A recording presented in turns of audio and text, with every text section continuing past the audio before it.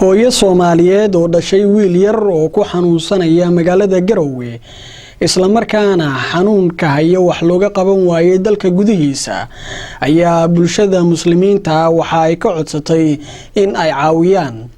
wariyahayaga Maxamed Cabdinaasir Soofaysane ayaa warkan inooga soo diray halkaasi. Faadumo Cabdullaahi Aadan waa hooyada dhashay Cabdullaahi Jaamac Faarax oo sanad iyo 2 bilood jir ah. waxay qoyskan ku nool yihiin deegaanka Yoombays oo qiyaastii 100 kiiloomitir dhanka koonfur bari kaga beegan magaalada Garowe. 15kii bishan February ayaa anigoo howlo shaqo u tagay Yoombays waxaan la kulmay arintan xanuunka badan. qoyska wiilkan yar ma awoodaan wax dhaafsiisan nolol maalmeedka, waana taas midda keentay in ay tuuladan la soo dhaafi waayaan wiilkooda. hooyo Faadumo Cabdullaahi Aadan ayaa bulshada Soomaaliyeed ka dalbatay inay caawiyaan. waxaan ogeysiinayaa dadweynaha islaamka ah meel kasta ay joogaan inaan ahay hooyo joogta tuulada la yiraahdo Yoombays oo ka tirsan deegaanka Puntland. waxaan haystaa ilmahaas aad u jeedaan. ilmahaasi waa ilmo xanuunsan waana ku dhashay xanuunka iyo dhibaatada ka muuqanaysa. alxamdulillaah rabbil caalamiin, ilaah baa mahadle. kuwa caafimaadana waa ii joogaan. isaguna waa ku dhashay xanuunkaas waana laygu qalay. waxaa laygu qalay gobolka magaalada Garowe.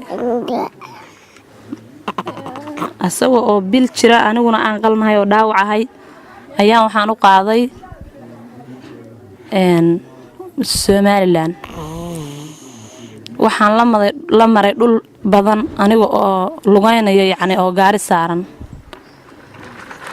ma haysan awood aan diyaarad ku raaco. waxaan geeyay Boorame. waxaan kala kulmay dhakhaatiir. alxamdulillaah rabbil caalamiin, wixii awoodeeda way ka qabteen. dhabarka waxa kaga jiray biyaha kaga jiray dhabarku waa daloole. way ka qaleen dhabarka biyi bay ka jeexeen. madaxana tuubay ka galiyeen. 7 bari baa u dhaxaysa labada qalin. waxaan loogu talagalay inay u dhaxayso aduu muddo ama bil ah ama 25 habeen in labada qalin u dhaxayso. madaxii baa siyaaday goortii dhabarkii la xiray. biyi baa tirida ka batay. dhabarkii waa loo kaadin waayay. 7 bari baa loo dhaxaysiyay. soo waqtigiisa gaarin baa dana qalin kale lagu sameeyay, operation baa la galiyay labadii jeerba. annaguna waxaan isku hayn dad iska reer miyiga. isbitaalkii xaaladiisa waa nagu adkaatay. bil baan meesha ku haynay. dhakhaatiirtii iyo shaqaalihii isbitaal xayaad baa lagu qalay, waa nala shaqeeyeen tabartood. haddana ilaahay ma qadarin oo tuubadii waxba kama qaban cunugii. waxba ma tarin tuubadii. madaxiisu maalintii la qalay wuxuu ahaa 49 gram oo mitirkiisu buu ahaa.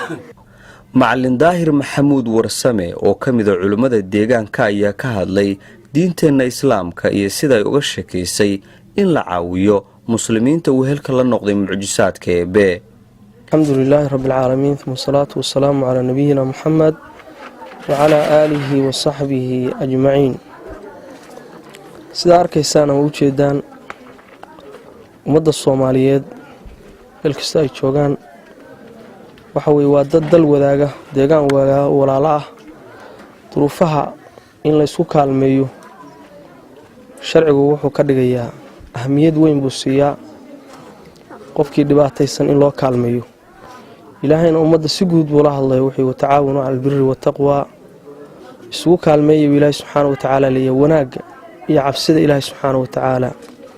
in duruufaha la iskala qayb qaato nabigu calayhi salaatu wasalaam xadiid buu ku tilmaamay uu qofka islaamka ugu cadaynayo intuu qofku qof islaama u kaalmaynayo ilaahay baa tiisa u qabanaya. marka inagoo xadiidkaa ka ambaqaadayna nabigu calayhi salaatu wasalaam uu leeyahay wallahu fii cawni alcabdi maa kaana alcabdu fii cawni akhiihi. ilaahay qofka waa u kaalmaynayaa intuu walaalka u kaalmaynayo. saa marka walaalayaal arkaysaan in ilmaha duruufta ka muuqanaysa iyo dhibaatada hooyadiis waxa weeye inta ay la madhay iyo maanta waxa weeye uu sanad iyo 2 bilood ku sii marayo sida aragtaan xaalkiisu yahay. waxaweye xuquuqdii islaamku isku lahaa ayaa la doonayaa inay waxaweye isugu kaalmayno.